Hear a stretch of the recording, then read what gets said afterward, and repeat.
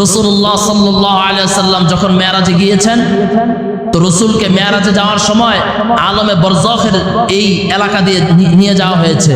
নবী আলাইহিস সালাম দেখেছেন যে আলমে বরজখের মধ্যে যে সমস্ত মানুষেরা যারা গুনাহের কাজ করে পৃথিবীর জমিন ছেড়েছে, যারা বেঈমান হয়ে পৃথিবীর জমিন ছেড়েছে, যারা নামাজ পড়ে নাই এরকম অবস্থায় পৃথিবী ছেড়েছে, যারা আল্লাহকে চিনে নাই এরকম অবস্থায় পৃথিবী ছেড়েছে, আল্লাহকে ডাকে নাই, রসুলকে চিনে নাই এরকম অবস্থায় পৃথিবী ছেড়েছে, যারা সুদ খেয়েছে এরকম অবস্থায় পৃথিবী ছেড়েছে, যারা চোখের নজর হেফাজত করতে পারে নাই এমন অবস্থায় পৃথিবী ছেড়েছে, যারা নামাজ পড়ে নাই এমন অবস্থায় পৃথিবী ছেড়েছে, যারা ঘুষ খেয়েছে, মদ খেয়েছে এরকম অবস্থায় পৃথিবী ছেড়েছে, এবং যারা জেনা ব্যভিচার করেছে এরকম অবস্থায় পৃথিবী ছেড়েছে।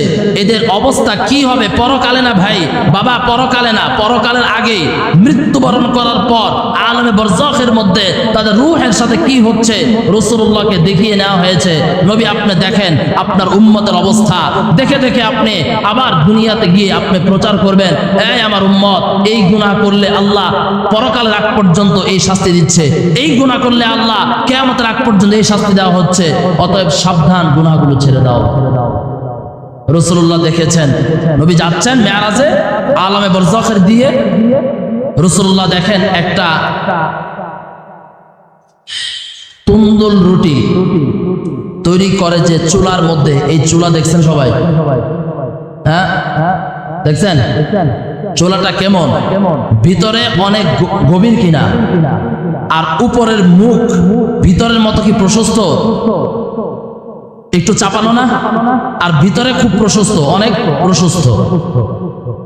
এই তুন্দুল রুটি এটার নাম নেওয়া হয়েছে কোরআন থেকে। সুবহানাল্লাহ বলেন। কোরআনের মধ্যে আসছে ওয়াফারাত্তান নূর, ওয়াফারাত্তান নূর কোরআনে আসছে। এটা হচ্ছে ওই তুন্দুল রুটির চুলা। এটা কোথায় থেকে নেওয়া হয়েছে? এই তুন্দুল রুটির যে চুলাটা আছে এটা আসছে কোথায় থেকে? এটা আসছে নূহ আলাইহিস সালামের জামানা থেকে। আলোচনা কোন দিক থেকে কোন দিকে চলে যাইতেছে? নূহ আলাইহিস সালামের জামানায় যখন আল্লাহ তাআলা যখন নূহকে বললেন, নূহ তুমি নৌকা তৈরি করো, আর যখন পানি আসবে তখন তুমি তোমার উপর যারা ঈমান আনছে এবং প্রতিটা পশুর এক জোড়া নিয়ে তুমি নৌকার মধ্যে উঠে যাও। এই ঘটনা আমরা সবাই জানি। এখন নূহ আলাইহিস সালাম প্রশ্ন করেছেন যে আল্লাহ আমি কিভাবে জানবো যে এখন পানি আসতেছে, বা পানি আপনি এখন পুরো পৃথিবীকে পানি দিয়ে ভরপুর করে দিবেন, আমি বুঝবো কিভাবে?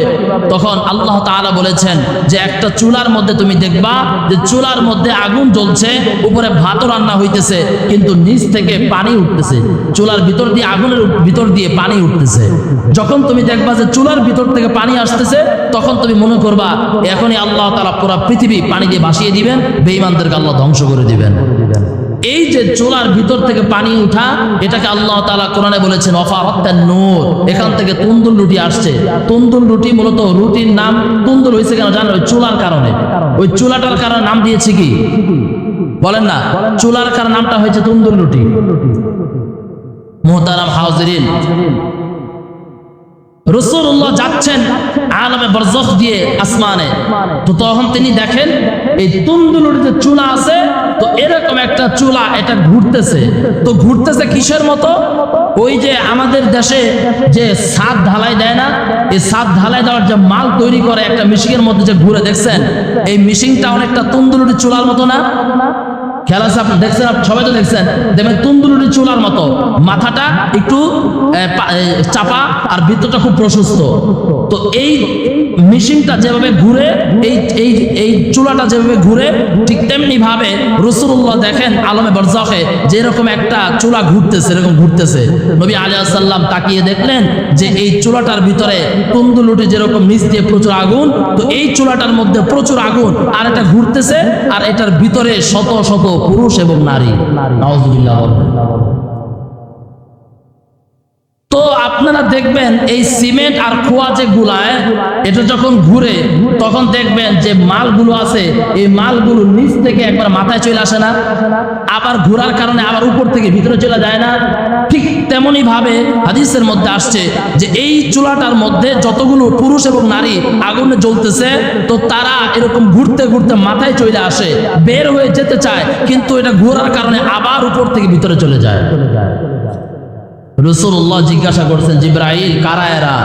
এরকম মারাত্মক পর্যায়ের আযাব, এখনো আখিরাত কায়েম হয় নাই, জাহান্নাম তো নেই, এই পৃথিবীতে আল্লাহ তাআলা আখিরাত হওয়ার আগে, কিয়ামত হওয়ার আগে এরকম শাস্তি পাচ্ছে, এরা কারা?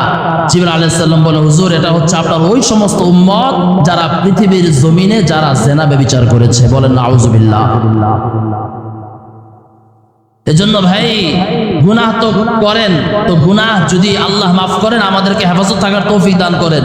গুনাহটা ওইভাবেই করা উচিত যে আপনি যদি মনে করেন যে আপনি আগুনকে সহ্য করতে পারবেন, তাহলে না গুনাহ করবেন।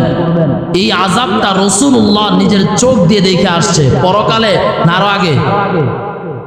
পরকালে না, পরকালের আগেই শাস্তি, পরকালের শাস্তি তো বাকি আছে। এজন্য আল্লাহ তাআলা আমাদের সবাইকে এই গুনাহ থেকে হেফাজত করেন, বলি আমিন। এই গুনাহ ছেড়ে দেই, এই গুনাহ আল্লাহ তাআলা আমাদেরকে ছেড়ে দেওয়ার তৌফিক দান করেন।